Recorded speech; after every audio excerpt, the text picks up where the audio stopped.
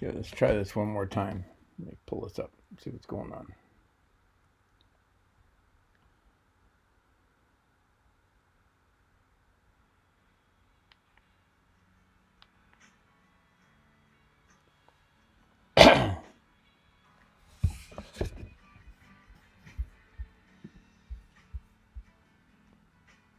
Oh my goodness.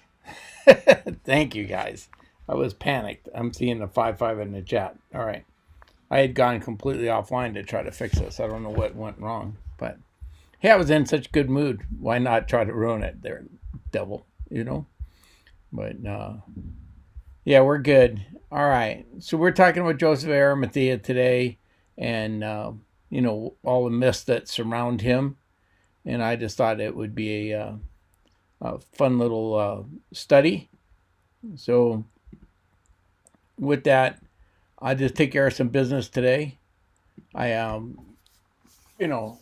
wasn't pushing a lot of this on Passion Week, but it's I'm putting up my address again in case you want to send any cards or letters to Bill Donahue at 31805 Temecula Parkway, number 218, Temecula, California, and 92592. Emails to Bill at discerningtruths.com. And now that Holy Week is over, Michael and I are going to be working on the Prophet Clubs episodes that we've kind of been putting files aside for that. And any emails about Prophet Club episodes or subjects would go to prophetclubclowns@gmail.com. And as always, we will I'll put my PDF of these slides up on the Discerning Truth groups on when we're finished, right?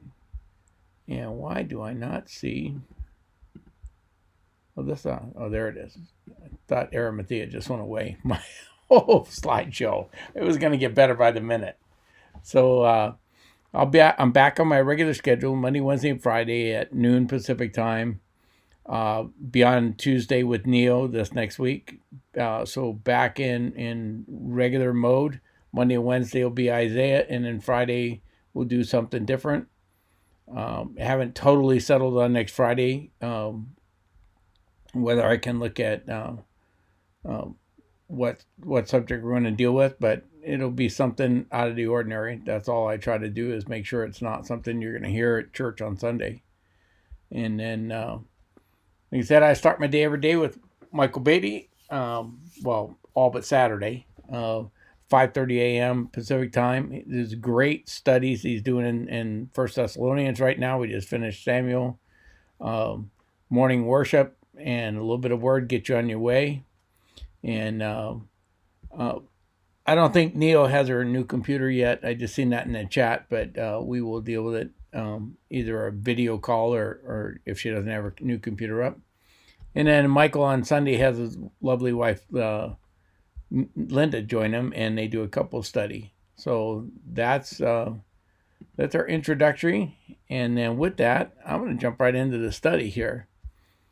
So, like I said, Joseph of Arimathea, what can we know about him? What are facts about? And since I consider the scriptures to be reliable, I consider what they say about Joseph to be fact. Okay? And Joseph of Arimathea can be found in all four Gospels, right? He is called Joseph of Arimathea because he came from a Judean town of Arimathea. It actually has a slightly different name in most things. But that distinguishes him from the other Josephs in the Bible, like Joseph, Jesus' stepfather.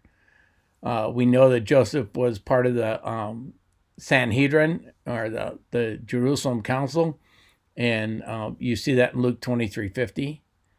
However, we see that Joseph was opposed to the council's decision in, that's missing a word, a number. I'll fix that. In Luke 23:50, that should be, I think that's 51. But I will fix that on the slide. And Joseph was, in fact, a secret follower of Jesus, and you know that in Mark 15:43. And Joseph was a wealthy man from Matthew 27:57. And the Bible refers to Joseph as a good and upright man in Luke 23:50. And Joseph apparently had enough political clout in Jerusalem to get an audience before Pilate and request the body. You don't just walk in and say, I want to speak to the governor, and you get an audience. Being wealthy opens a lot of doors, and that could explain it.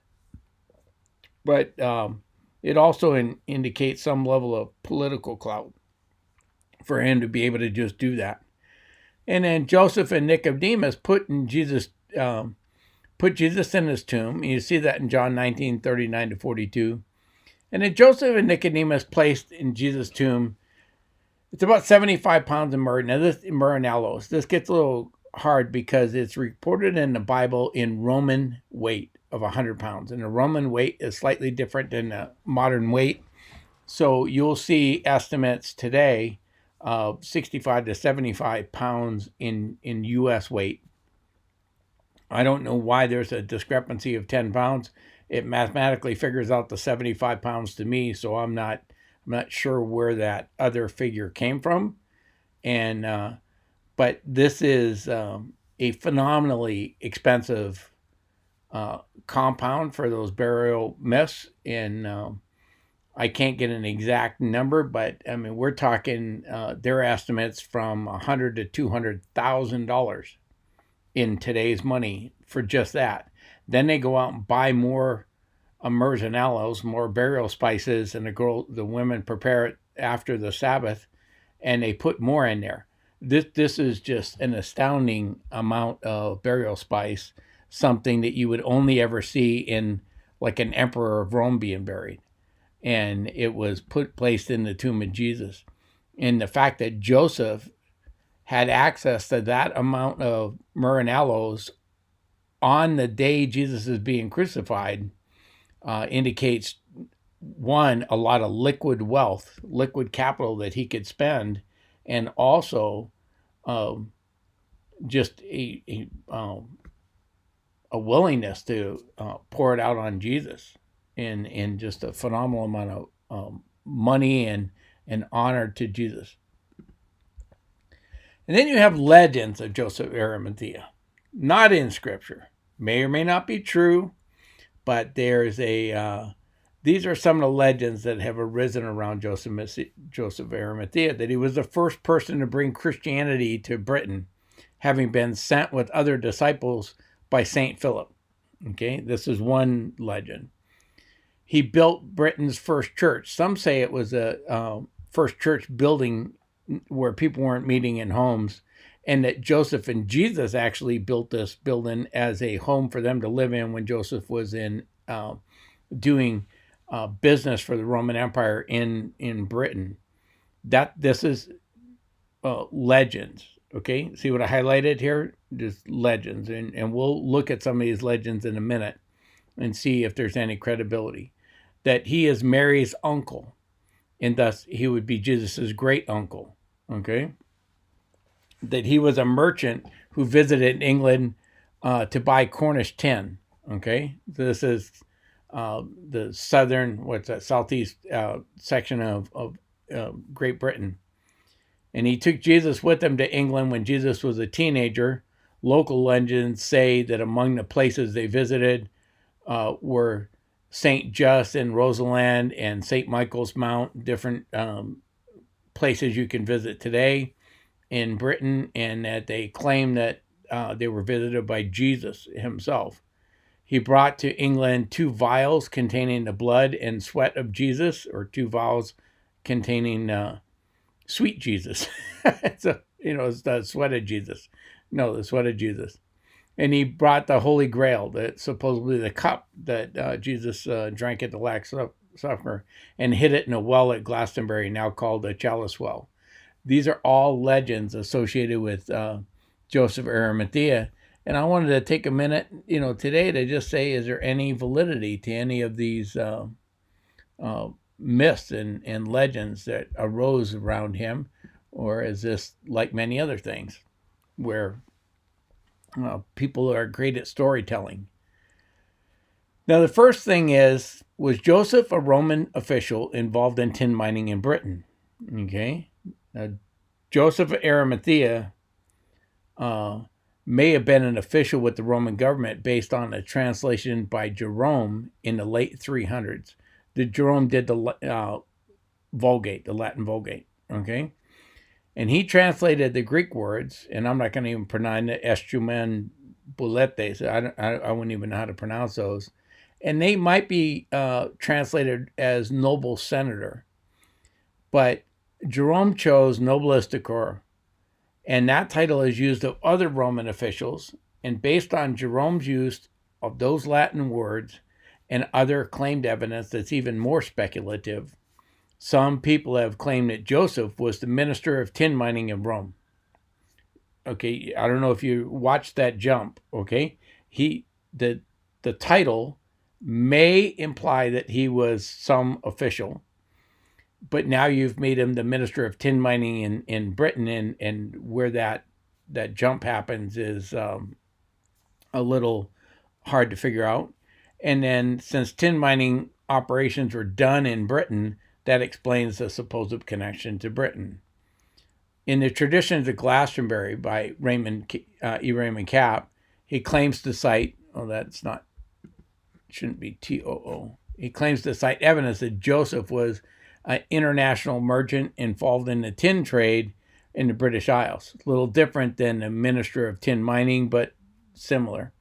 And using accounts from early British historians, Cap asserts that Joseph was in charge of Rome's mining interest in Britain. There's your connection where he went from being just a merchant to he's in charge of the mines. And I've not verified Cap's claims sources.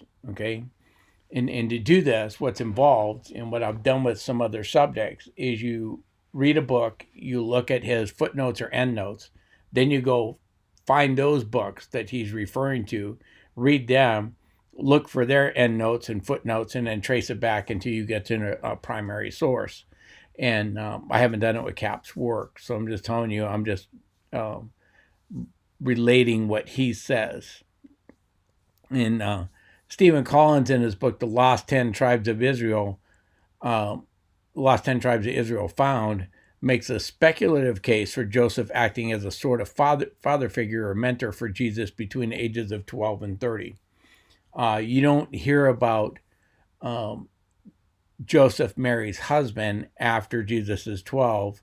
In fact, you don't hear about Jesus again until he reemerges in what do you call it, Palestine in as a grown man, and everybody's going, where did Jesus go for all those years? You know, he was teaching in the temple, he was there. You know, there's all kinds of legends of where Jesus went. One of those legends has him going to Great Britain, traveling with his uncle, who was now his, or Mary's uncle, his great uncle, who was now his guardian because of the death of his stepfather, Joseph. So that brings us to the question, was Joseph really Mary's uncle? And I must have read a dozen articles claiming that the Talmud identifies Joseph of Arimathea as the uncle of Mary and the younger brother of her father. None of those articles I read gave me a traceable reference in the Talmud that I can look it up. I tried doing word searches, like Google search in the Talmud for things, words that I thought would come up in any reference to this, and I found nothing. So if someone ever comes up with a source in the Talmud that I can actually find, I'll gladly check it out. But right now, I just have a bunch of people claiming it exists in there, and none of them seem to be able to know how to provide a reference for what they do. And then Joseph of Arimathea is, by Eastern Orthodox tradition, said to have been the younger brother of the father of the Virgin Mary. And that claim is in Richard W. Morgan's book, St. Paul in Britain, okay? And that's from 1860, and then it was reprinted in 1984. You'll see it on pages 69 and 70 in the footnote, okay? So here I have an author who is bought into the idea that the 29th chapter Acts is real, and that Paul visited Britain after he was released the first time from prison in Rome, that he went to Britain, and he's writing a book on that myth that may or may not be true. and he included in it a claim about Joseph of Arimathea, and claims that the Eastern Orthodox Church um, holds this position, but I don't see, he didn't provide anything that said that. An official Eastern Orthodox source to prove what he was saying. Now, this story may have originated from a tradition that the senior male relative of a crucified person was obligated to deal with the body. Okay, again, it's kind of hard to find a source for this tradition, how valid it was, but it seems logical that the Roman government would hold the family responsible for dealing with the people they executed, and so the senior male would be the likely choice. So the fact that Joseph asked for the body could indicate that he was the senior male in that family, and therefore acting on in his responsibility. So I want you to hear in my voice all these ifs and maybes and supposedly. This is where we're at. Okay. So what did the early church say about Joseph in Britain? Because if he's went to Britain and any of these myths are true, you would think that somebody would have mentioned it, right? So you got early church historians like Irenaeus, Hippolytus, Tertullian, Eusebius. They added details to the biblical accounts of the lives of the apostles and different people. Hillier Apothees is another one, enriched the legends. John Chrysostom also did added details of what the lives of the patriarchs, and but none of them mentioned Joseph of Arimathea, other than John Chrysostom said he's one of the 70 apostles, that Jesus was one of the 70 in Luke 10, that some lost their faith when he started talking about eating their flesh and drinking his blood, and that they many of them come back later to be leaders in the church. That none of them mentioned Joseph of Arimathea going to Britain, France, any of the other legends we're going to talk about. So it's non-existent in the early church. Eusebius is one of the earliest and most comprehensive of church historians, and he wrote of Christ's disciples in his book Demonstratio Evangelica,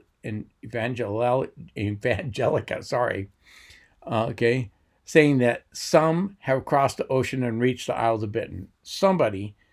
Eusebius acknowledges that some followers of Jesus, disciples, made it to Britain.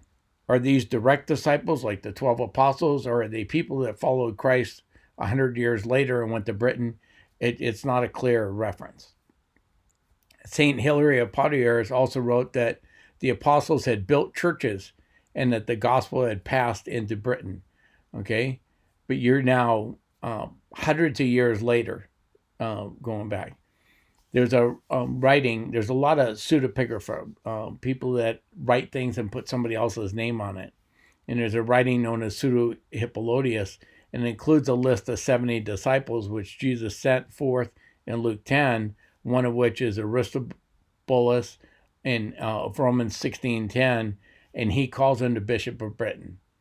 And so there is some evidence, credible evidence, that some of the people that Paul addresses in the 16th chapter of Romans, are from the church in Britain. And this is not totally out of whole cloth. It's not enough to establish it as fact, but I'm just telling you that there's some credible evidence there. And in none of the earliest references to Christianity's arrival in Britain is Joseph of Arimathea ever mentioned. Okay? So if he's a key figure in this, it's kind of funny that none of the early sources pick that up. Okay? Then, so what do the early legends say about Joseph? Okay, Joseph's referenced in the apocryphal and non-canonical accounts, such as the Acts of Pilate, and given a medieval title in the Acts of Pilate, which is given a medieval title, the Gospel of Nicodemus, and the narrative of Joseph. So this is the same book. The Acts of Pilate is the same book as the Gospel of Nicodemus and narrative of Joseph. Okay, It's an apocryphal work. It means it was written very likely hundreds of years, many hundreds of years after the time, and given the names of people that were contemporaries to Jesus. In the apocryphal Gospel of Peter, which is a second century work, he is the friend of Jesus and Pilate, not Mary's uncle. He's a friend of Jesus and a friend of Pilate. According to the Gospel of Nicodemus, Joseph testified to the Jewish elders and specifically to the chief priest Caiaphas and Annas, and Jesus had risen from the dead and ascended into heaven. And he indicated that the others were raised from the dead of the resurrection of Christ, which is in Matthew 27:52 to 53. And he specifically identified the two sons of the high priest Simeon. Again, you find that in Luke 2:25 to 35. The elders, Annas and Caiaphas, Nicodemus and Joseph himself, along with Gamaliel, under whom Paul was taught, right, traveled to Arimathea, which is a town, to interview Simeon's sons, sharing this in Lenthea. So this is all in that apocryphal work that is probably hundreds of years after the fact. So we have very little reason to believe this is a credible story or a credible source, but that's where it's found. In the apocryphal Gospel of Nicodemus, same one, right? So 4th or 5th century is what this author felt it was. I think it may be as late as the 10th or 12th centuries, not 4th or 5th, okay? I think this was a very, let's say, generous dating of the Gospel of Nicodemus. Jews in prison Joseph after Jesus' burial, but he's released by the risen Lord and thus becoming the first witness of the resurrection. So that's kind of interesting that now instead of it being Mary Magdalene, it's Joseph of Arimathea who is, the first witness of the risen Christ. A little bit in conflict with the biblical accounts, but hey, don't let legends bother you. They don't have to worry about following the scripture. Then you're going to get to the meat of this subject, because a lot of this develops along with the King Arthur legends, okay, and in the same time frame. So a number of the stories that developed during the Middle Ages connect Joseph of Arimathea with Glastonbury, England, and also with the Holy Grail legends. And during the late 12th century, Joseph became connected with the Arthurian cycle as a first keeper of the Holy Grail. He brought the Holy Grail with him to England. He's the first person responsible. And then you go on with the whole Arthur and his Round Table legend, and it all builds from here. This idea first appears in Robert Boron's Joseph of Arimathea, in which Joseph receives the Grail from an apparition of Jesus and sends it with his followers to Britain. So Jesus come back. When he showed up back with the disciples, he showed up as a physical being, right? You know, you could touch him, feel him, put your hands in his wounds. But apparently he came back as a ghost to Joseph, carrying this cup from the Last Supper. And so Joseph receives the Grail from the apparition and sends it with his followers to Britain. It is elaborated upon in Boron's sequel in the later Arthurian works. Later retelling the story contend that Joseph of Arimathea himself traveled to Britain and became the first, or at least an early, bishop of Christianity in Britain. One version, popular during the Romantic period, even claims that Joseph had taken Jesus to the island as a boy. You're going to see this theme come up often, that Jesus and Joseph both went to England. And the legend that Joseph was given the responsibility of keeping the Holy Grail was a product of Robert de Boron, who essentially expanded on stories from the Acts of Pilate and Boron's in his story. So that's why I said is, if the Acts of Pilate, or this going by different names, the Gospel of Nicodemus and Joseph, if it's really from the 4th or 5th century, it's still too late to be written by them. But it is very likely, very close to the date that this legend appears, okay? John of Glastonbury assembled a chronicle of the history of Glastonbury Abbey around the 1350. See these dates? 1200, 1350. This is going to matter. And wrote that Joseph, when he came to Britain, brought with him vessels containing the blood and sweat of Christ. Without using the word grail, he doesn't mention grail in his writings, but he attributes that he brought vessels of them. Doesn't mention it being the cup from the Last Supper, any of that stuff, but these legends kind of intermingle and borrow from each other. And medieval legends claim that Joseph was a relative of Jesus, specifically Mary's uncle, or according to some genealogies, Joseph's uncle. A genealogy of the family of Joseph of Arimathea and the history of his further adventures in the East provides material for the Holy Grail romances. And this is Historia del Santa Grail, Prevalas in the quest for the Saint Grail. So this is a French writing. And when Joseph set his walking staff on the ground to sleep, it miraculously took root and got a leaf out and blossomed. And it's called the Glastonbury thorn. And that's supposedly a remake, a new plant that is the same thorn bush that was, they made the crown of thorns for Jesus. And the retelling of such miracles encouraged the pilgrim trade at Glastonbury until the abbey was dissolved in 1539. So they were officially peddling from this church this story, okay, about the Glastonbury thorn and about Joseph of Arimathea coming. This was part of what was going on in medieval Europe. It was not uncommon for people to trade in holy relics or supposedly holy relics, the bones of saints, anything like this, pieces of the cross, supposed pieces of the cross. Constantine's mother supposedly went to the Holy Lands, discovered the cross of Jesus, had it broken into a bunch of different pieces, and shipped them to churches all around the world so everybody could have a piece of the cross. There's enough wood in those pieces to have built a pretty substantial cross out of what's left, but that's the kind of thing that happens with holy relics. And another legend, as recorded by Flora Historium, is that Joseph is in fact a wandering Jew, a man cursed by Jesus to walk the earth until the second coming.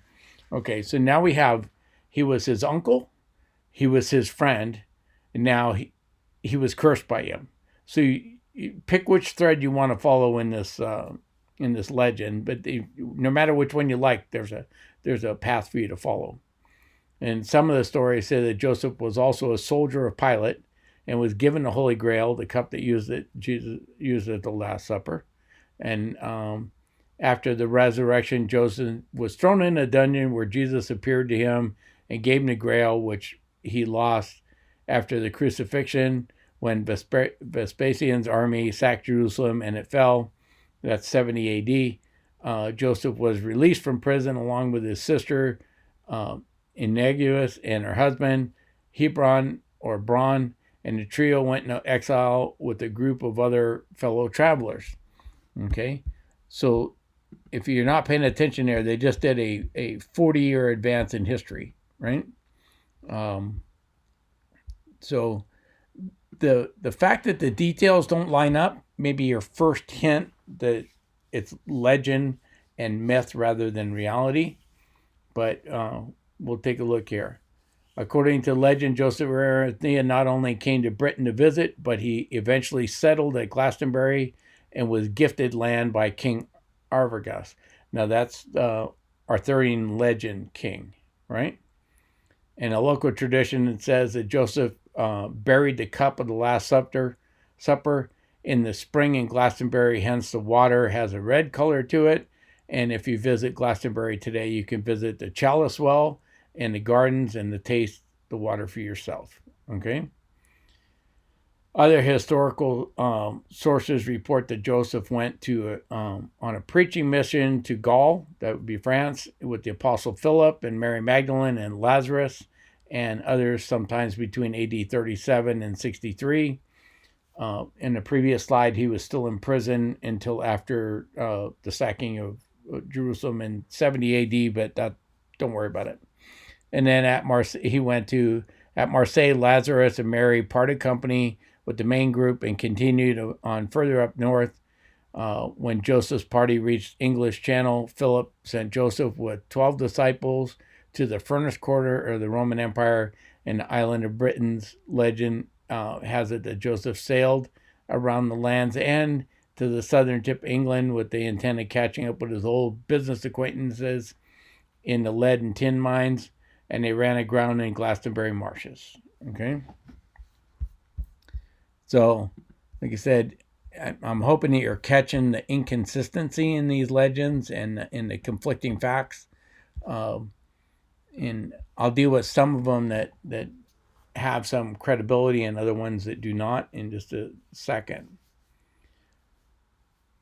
So, Samming Bearing Gold recounted the corner story of how Joseph of Arimathea came to a boat to Cornwall and brought the child Jesus with him, and later taught him how to extract tin and purge it of its wolfram. The story possibly grew out of the fact that Jews under the Aberdeen kings farmed the tin of Cornwall. So later there was going to be Jewish people that are up there working those tin mines, and that may be the origin of that Jesus being a Jew, that he was there originally, or it could be some basis in evidence supporting it. In its most developed version, Joseph is a tin merchant visiting Cornwall, accompanied by his nephew, the boy Jesus, right? And the Reverend C.C. Dobson in 1879 to 1960 made the case for the authenticity of Glastonbury legends. The case was argued more recently in the Church of Scotland minister, Dr. Gordon Strachan, and he just died in 2010, and by the former archaeologist Dennis Price. So there are credible scholars that have looked at these legends and found them to be valid or have some validity to them. So I don't want to treat them too flippantly for you, because there are people that are trained in the field that have looked at them and have found them more convincing than I have, right? One legend says that Joseph, Mary Magdalene, and some others were tied up and placed in a boat and pushed out to sea. They were reported to be picked up by a ship on the trade route and taken to France. Sorry. I didn't have a chance to have this looked over by a proofreader, so you're going to have to deal with me finding them as we go. And Mary stayed in France, and Joseph continued to Glastonbury, England. This has got some overlapping details with the story we just talked about earlier, where Lazarus and Mary depart from Joseph of Arimathea. There's no boat with them being tied in it. They were already in France traveling. But there is some, seems to be some core elements here that keep coming up in these different myths, right? Now, there's a poem by William Blake, 1757, 1827, and I don't know which year he wrote that. That's his lifespan, about a visit by Jesus, and it's set to music in Sir Hubert Parry's as a song Jerusalem, but I reformatted this poem so I could fit it on one slide. So I just put a comma where there's a line ending, and it says, "And did those feet in ancient times walk upon England's mountain green? And was the holy Lamb of God on England's pleasant pasture seen? And did the countenance divine shine forth on clouded hills? And was Jerusalem builded here among those dark satanic mills? Bring me my bow and burning gold. Bring me my arrows of desire. Bring me my spear, O clouds unfold, and bring me my chariots of fire. I will not cease from mental fight, nor shall my sword sleep in my hand, till we have built Jerusalem in England's green and pleasant land." So this poem is asking the question rhetorically whether Jesus had already been to England, and had he been there. So there's old poems, I mean old to us, not old like to Jesus's time. Old poems, there are some legends that go back even further, but you seem to run into a wall after medieval periods, maybe about 1200 AD, that you don't find much before that. Okay? So, how do we separate myth from history? We don't have scriptural support for these stories except reading into Jerome's intent in Nobilis Decuro. Okay, that's kind of weak ground to stand on. And he's making a Latin translation 300 years later, with Jerome simply identifying Joseph as an honored member of the Sanhedrin or as part of some local Roman government, or was he identifying him as some kind of official Roman leader? That's a lot of speculation just from a title and a choice of words in a translation. And we have found no early church fathers that support these ideas about Joseph. To me, that's problematic. And in 1989, A.W. Smith critically examined the accreditation of the legends around Joseph of Arimathea, and Smith concluded that there was, and this is a quote, little reason to believe that oral tradition concerning the visit made by Jesus to Britain existed before the early part of the 20th century. 20th century. You see? He's not saying the 12th century when some of these legends, he's saying the part where Jesus went to Britain, early part of the 20th century is the earliest that he can find it. Okay? Many of these people promoting these ideas about Joseph of Arimathea are also promoting the idea of supposedly the lost 10 tribes ended up in England. You'll see that one that Paul visited England, so they bought into the 29th chapter of Acts being legitimate. They've bought into the lost 10 tribes after in the book of Isaiah they get conquered by the Assyrians and the northern kingdom, and they get resettled along their northern shore, which is parts of it is near the south shore of the southern parts of the Caucasus Mountains. And the story is that when Assyria fell and lost power, that these Israelites just climbed over the Caucasus Mountains and moved into and across Europe, southern Europe, and ultimately moved on into the British Isles, and with the heaviest concentrations in the British Isles. And that the British Isles, and by extension the United States, are the lost 10 tribes of Israel. This is a common theme you're going to see if you get into any of these myths. And there's a lot of factual problems with those theories, but I just want you to understand that's what the theory is, and that these people have bought into those theories, and upon those theories, then you build the Joseph of Arimathea theory and in the mythology with him.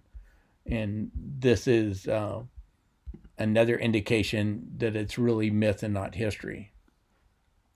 So I want you to compare this myth that I just gave you to the accounts of Jesus, because you'll have critics tell you that Jesus is a myth. Okay?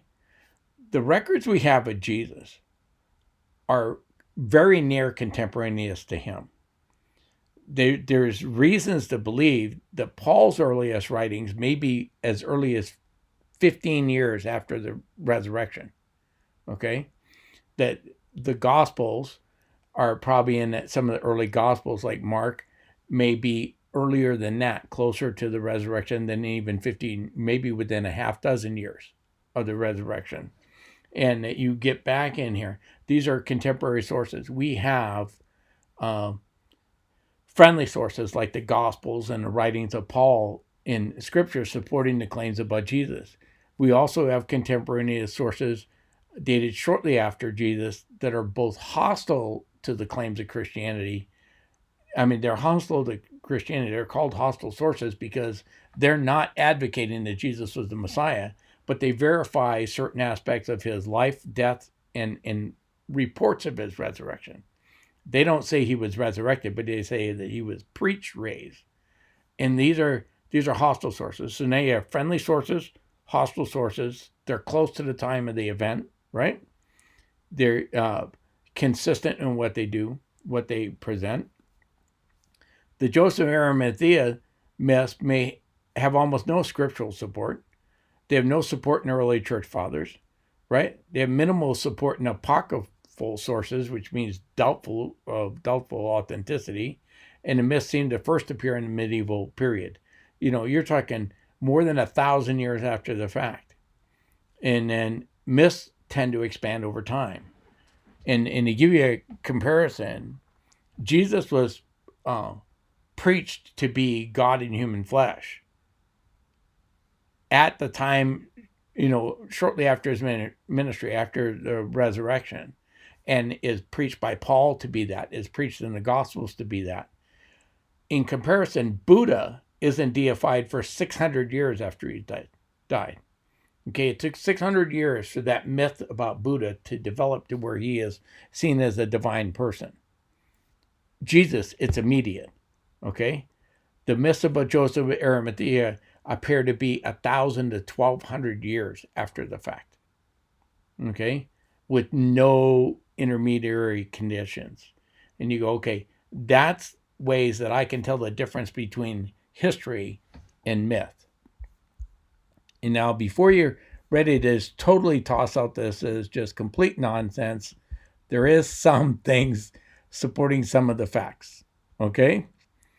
Now, legend had Mary Magdalene living in a cave in St. Baum Mountains and claims that she was buried in the town of St. Maximum. They exhumed her body. The skull that's claimed to be Mary Magdalene is at the Basilica of St. Mary Magdalene in St. Maxim, La Sainte Baume. This is in France, where the legend says she went. They have bones that they claim is her and a local legend supporting it. So there's some credible evidence to that, right? Again, not dated back towards the time of Christ, but at least they have something. It could be anybody's bones. You can dig up anybody and put a different name on it. But in the same town that they claim she lived and was buried is the same town that they exhumed her bones and now brought them in a basilica. And another legend says that Joseph of Arimathea was buried in Glastonbury, and the holy Joseph of Arimathea continued till the day of his death, being 42 years. This is according to legend, and I copied this right out of them. It's that he supposedly lived there 42 years, right? And he was 86 at his death. Okay, so he lived in Glastonbury for 42 years, according to this legend, and the venerable was his person. Then held that 6 kings of those parts honored the corpse by carrying him on royal shoulders to the grave. So that 6 kings of different parts of England supposedly were the pallbearers of Joseph of Arimathea, which is made of the chancel of Glastonbury Abbey, and the most stately tomb erected over him with the following inscription on the tomb. Here lies the body of the most excellent noble disciple recorded in Scripture by the name of Joseph of Arimathea and noted by 4 evangelists, St. Matthew, Mark, Luke, and John, for his begging the body of our blessed Savior when crucified and redeemed lost men from eternal destruction, and burying it in a tomb of his own making. He died AD 45, age 86. Okay? Well, that's kind of interesting. I didn't know they used the AD BC things in AD 45. I mean, that's an interesting inscription, right? But if you're not using BC and AD in that year, if that's what the inscription says, that might be an indication the inscription came later. It's like, when you have a president of the United States that claims to be born in a hospital that wasn't named that until later, that's another story. But when you have those kind of things are indications that should let you know that this might not be as credible as I was hoping. And legends do not make facts. But when you have supporting evidence like this, it's just, I want you to understand, I'm not just tossing this totally out as complete nonsense. But the problem we have here is that the nonsense seems to outweigh any credibility. There's so much quicksand here. I can't possibly find any validity to back it up. Even though there may be some truth in some of these legends, there may be pieces of it. But right now, I have no way to distinguish what's truth from what has just been totally mired in, what do you call it, myth and legend, that you lose it. So Joseph of Arimathea was I'm going to come back and talk to you. So Joseph, he's a good person. He was interesting in his part in the tomb. Clearly wealthy. It's an interesting study why they use so much myrrh and aloes for Jesus' burial, but that he would give up his tomb. And there's an old joke that he knew it was just for the weekend. But I don't know that he knew Jesus was going to raise from the dead. I think all the disciples seem to be after the fact going, oh, that's what he was talking about in recognizing it. So he gave up his tomb. He spent a fortune on the burial of Jesus. And there might be some credible evidence that he was actually a relative of Jesus. That's not beyond belief, but there's no way that you can look at these things and think that they're the bulk of the story has any credibility, right? So I'm going to play a song. I'll read the chat. I'll come back in, take a look at what's going on, and I will see you in a minute.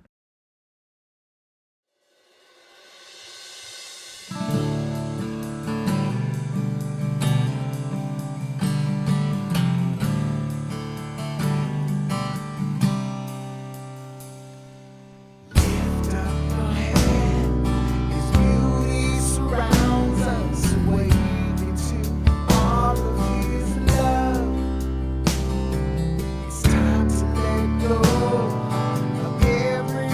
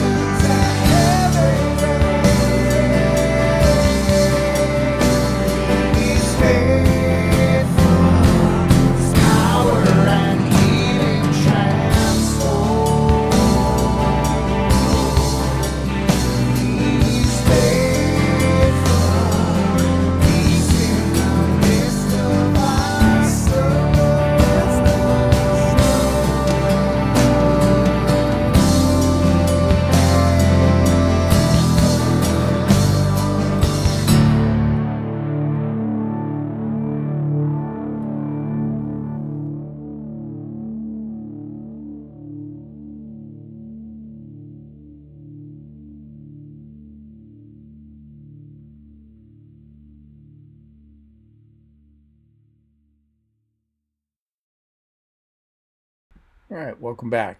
So, yeah, the book you asked about, Prince, about the Jesus going to India. I haven't read that specific book. I'm familiar with the legend. Um, you have the lost years of Jesus from there's no mention of him from basically age 12 to uh, we believe around 30 that he comes back onto the scene in the Bible. There's no record of him, and there's all kinds of myths where he went. The Mormons think he went to the North and South America to visit what they believe are the lost 10 tribes of Israel. Different people thought he went to Egypt. He's been to India. That he was in a scene out in the desert with the Essene tribe, and they try to make Jesus in a scene. We have the what do you call it? This legend that puts him up in England for the what they call the lost years of Jesus, and they all seem to fall apart when you are looking for actual evidence. That gets to be, the only issue. There's some evidence supporting this idea that Joseph of Arimathea became the caretaker. It's just not enough for me to say it's true. It's there, and so it gets to be sad. And without that, I'm already over time, and I see that there's not any other questions. So, God willing, I'll be back on Monday. And thank you all for joining me and sitting in for my nonsense when I take on some of these uh, oddball debates. But this stuff's all over the internet, and there are people spreading all kinds of rumors and myths. And for the untrained person, it's very difficult to separate what is truth and what is legend, what is truth and what is myth. And it takes a little research and a little work. And it's hard to do. And when you have 20 people repeating the same myth, you go, well, I have 20 sources. No, you have 20 people repeating the same stupidity, right? It's not 20 sources. None of them have looked up the sources, and they're just repeating it to you. So, with that, I will see you all, and God bless you.